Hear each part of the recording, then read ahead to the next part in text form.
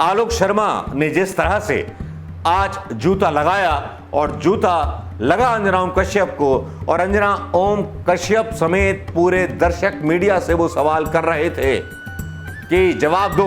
सुई पटक सन्नाटा था उस पूरे स्टूडियो में, लगता था नीचे घुसने के लिए मजबूर कर दिया है। वो लगता है एक गुफा में छुप जाना चाहते हैं, एक धार्मिक गुफा में जिसका पहरा भगवान शंकर देते हों। वो एक ऐसी अयोध्या की दिवाली के बीच में छुप जाना चाहते हैं जहां पर सामने पहरा श्री राम दे रहे हों। वो एक ऐसी सेना की बैरक में छुप जाना चाहते हैं जहां पर तो खुद ही नेस्तनाबूद होने जा रहे हैं। जिस व्यक्ति को सेना के पीछे छुपने का काम मिले, जिसके समर्थकों को तिरंगे के झंडे के पीछे छुपने के अलावा गुंडागर्दी का पार्ट टाइम जॉब मिल जाए, तो आप इसको क्या कहेंगे। लेकिन यहां पर आज एक ऐसी वीडियो वायरल होती है तो से सबसे ज्यादा सनातन धर्म की परंपरा का पालन कौन करता है? दक्षिण भारतीय लोग। जितने मंत्र उनको याद होंगे शायद यूपी के एमपी के पंडों को याद नहीं होंगे। जी हां दोस्तों, ये कड़वी सच्चाई है। ये वो दक्षिणपंथी लोग हैं जो प्रधानमंत्री के आपने देखा, एक प्रधानमंत्री ब्रिटेन का होता है जिससे अपने वादे फुलफिल नहीं होते, वो इस्तीफा देकर निकल जाता है। लेकिन ये प्रधानमंत्री मोदी जो बोलता था कि मुझे बस 100 दिन का टाइम दो, चौराहे पे लेके आ जाना, मार देना, वो प्रधानमंत्री बड़ी बेशर्मी के साथ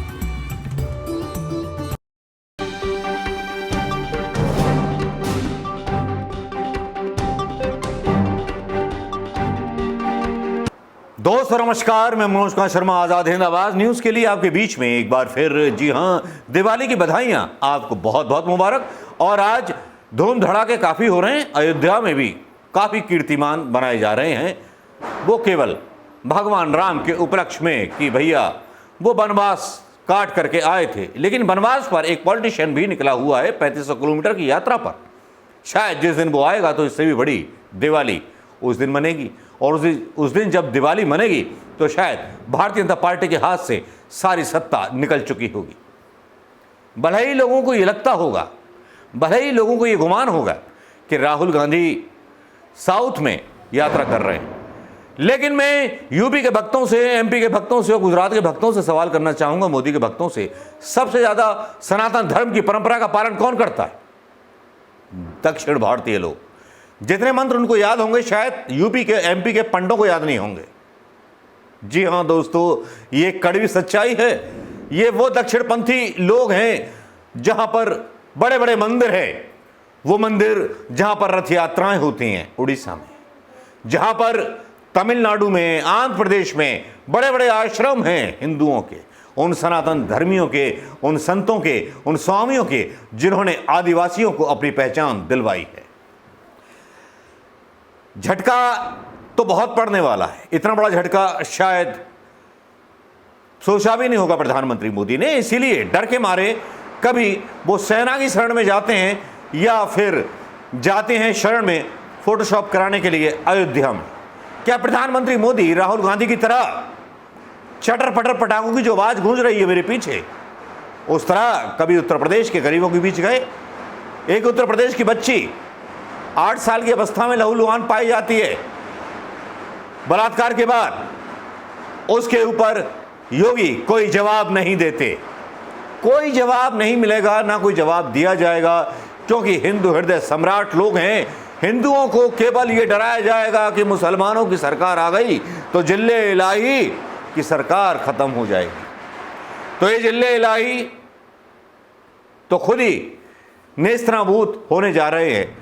जिस व्यक्ति को सेना के पीछे छुपने का काम मिले, जिसके समर्थकों को तिरंगे के झंडे के पीछे छुपने के अलावा गुंडागर्दी का पार्ट टाइम जॉब मिल जाए, तो आप इसको क्या कहेंगे।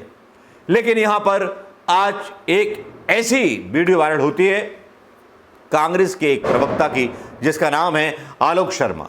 आलोक शर्मा अंजना ओम कश्यप की थू थू कर देता है आकर के, बहुत सीधी सी बात बोल करके कि अदानी अंबानी के पोर्ट पे छापा क्यों नहीं पड़ा, अदानी अंबानी से क्यों सवाल नहीं पूछे गए। अंजना को जैसे मतलब काटो तो खून नहीं था, अंजना जैसे एकदम से सदमे में चली गई, अनकॉन्शियस अंजना आज मुझे दिखाई दी। आज जिस तरह से आलोक शर्मा ने जब एक बात बोली मीडिया में, आज तक की डिबेट में बोली, तो वो वाकई में सोचने लायक थी। आलोक शर्मा ने बोला कि रिया शर्मा के पास मिलती है 10 ग्राम स्मैक, उस पर पूरे जो है मीडिया के चैनल पहुंच जाते हैं, सब कोई पहुंच जाता है।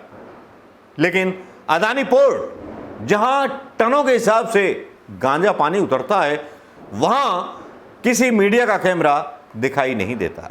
क्यों नहीं दिखाई देता? क्या कारण है कि हिंदुस्तान की जमीन, हिंदुस्तान की इज्जत को बेइज्जत करने के लिए गिरवी रख दिया गया है अदानी के पास? क्या जिल्ले इलाही बताएंगे इसके बारे में बात, या अपने आप को छुपाएंगे सेना की वर्दी में?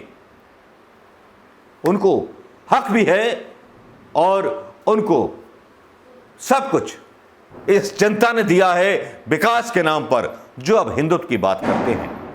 कभी केदारनाथ धाम के पीछे छुपते हैं, कभी सेना के पीछे छुपते हैं, कभी अयोध्या मंदिर में दीपावली के नाम पर छुपते हैं। अयोध्या में दीपावली तो मना ली, राम जन्मभूमि में, लेकिन गरीबों के यहां दिवाली मनी की नहीं मनी। क्या इस बात का योगी को ज्ञान है? राजनीति कितनी कलुषित होती जा रही है, शायद इसके बारे में हमें गुमान भी नहीं है। नारों से अलग राजनीति चल रही है। आज जब मैं सोचता हूं उन सब चीज़ों के बारे में, उन सारी चीज़ों के बारे में जो बयानबाजी आ रही हैं, जो सब कुछ आ रहा है, तो वाकई में लगता है कि ये देश किस ओर जा रहा है। व्हाट्सएप यूनिवर्सिटी पर चलता हुआ ज्ञान और मीडिया पर भारत जोड़ो यात्रा का न चलना वाकई में बता रहा है कि मोदी जी को नीचे घुसने के लिए मजबूर कर दिया है। वो लगता है एक गुफा में छुप जाना चाहते हैं, एक धार्मिक गुफा में जिसका पहरा भगवान शंकर देते हों। वो एक ऐसी अयोध्या की दिवाली के बीच में छुप जाना चाहते हैं जहां पर सामने पहरा श्री राम दे रहे हों। वो एक ऐसी सेना की बैरक में छुप जाना चाहते हैं जहां पर देश के लिए मरने वाले शहीद सैनिकों के इंसेस्टर्स की आत्माएं और मतलब सैनिक पहरा दे रहे हों। इतना डरपोक प्रधानमंत्री क्या आपने देखा? एक प्रधानमंत्री ब्रिटेन का होता है जिससे अपने वादे फुलफिल नहीं होते, वो इस्तीफा देकर निकल जाता है। लेकिन ये प्रधानमंत्री मोदी जो बोलता था कि मुझे बस 100 दिन का टाइम दो, चौराहे पे लेके आ जाना, मार देना, वो प्रधानमंत्री बड़ी बेशर्मी के साथ छुपे हुए, पता नहीं सेना के पीछे, राम के पीछे या किसके पीछे, समझ में नहीं आता। लेकिन आलोक शर्मा ने जिस तरह से आज जूता लगाया, और जूता लगा अंजना ओम कश्यप को, और अंजना ओम कश्यप समेत पूरे दर्शक मीडिया से वो सवाल कर रहे थे कि जवाब दो। सुई पटक सन्नाटा था उस पूरे स्टूडियो में। लगता था कि अदानी के कर्मचारियों को बिठा दिया गया था वहां पर, और आलोक शर्मा ने तीर निशाने पर मारा।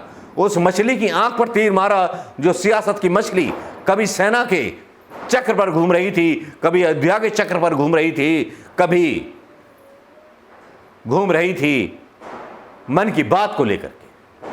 आता हूं, रिया चक्रवर्ती की 10 ग्राम की पुड़िया के लिए पूरा नोएडा का मीडिया कैमरे ले लेकर वहां बॉम्बे खड़ा हुआ था, नारकोटिक्स के कार्यालय के बाहर।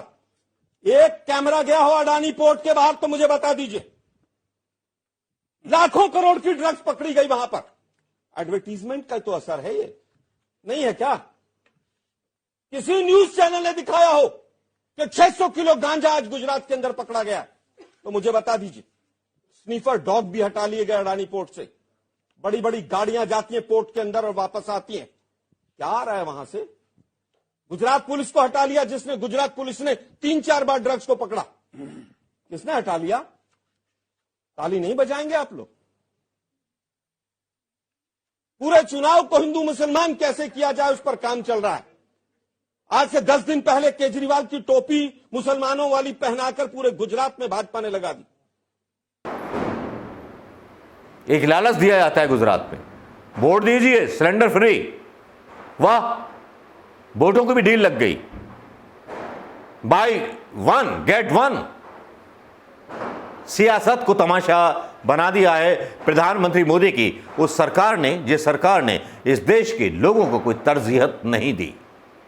बड़े से बड़े कानून लाद दिए इस देश पर, बैलों पर, घोड़ों पर, बैलगाड़ियों पर भी अब जो है गांव में टैक्स लगेगा। क्या ये भड़वा मीडिया एक सवाल नहीं कर सकता था प्रधानमंत्री मोदी से कि गांव पे टैक्स लगाया जाएगा? ये टैक्स व्यवस्था मध्य प्रदेश में लागू हो जाएगी। अगर राहुल गांधी भारत जोड़ो यात्रा कर रहे हैं तो हम लोग भी वो निगहबान हैं जो अपनी जगह पे बैठ करके जिले इलाही से सवाल पूछने की हिम्मत कर सकते हैं। जिले इलाही, ये बताइए कि आपके राज्य में कितने लोगों को रोजगार मिला? जिले इलाही, ये बताइए कि गैस के दाम क्यों बढ़ गए? जिले इलाही, ये बताइए अदानी पोर्ट पर उतरने वाली अफीम या जो भी नशीले पदार्थ थे वहां से पुलिस क्यों हटाई गई? जिले इलाही, जरा ये बताइए कि देश में अफगान का माल क्यों आ रहा है? इसमें है या गांजा है? जिले इलाही बताइए। सवाल तो जिले इलाही से पूछे जाएंगे। जिले इलाही देश के चौकीदार जो ठहरे, और चौकीदार का खर्चा ज़्यादा होता है, चौकीदार को नौकरी पसंद नहीं आएगी तो कहीं और जाके ज्वाइन कर लेगा। क्या करें, देश की जनता ही इस लायक है। नमस्कार, जय हिंद। लेकिन आलोक शर्मा ने मीडिया को तो जूता मारा ही मारा। प्रधानमंत्री मोदी को तो जूते का आघात इतना लगा है कि शायद सोच रहे होंगे, क्योंकि एक बयान जो है बहुत सारी परिभाषा और बहुत सारे पर्यायवाचियों को जन्म देता है। दोस्तों नमस्कार, जय हिंद। वीडियो कैसा लगा बताइएगा जरूर और इसको शेयर करना मत भूलिएगा।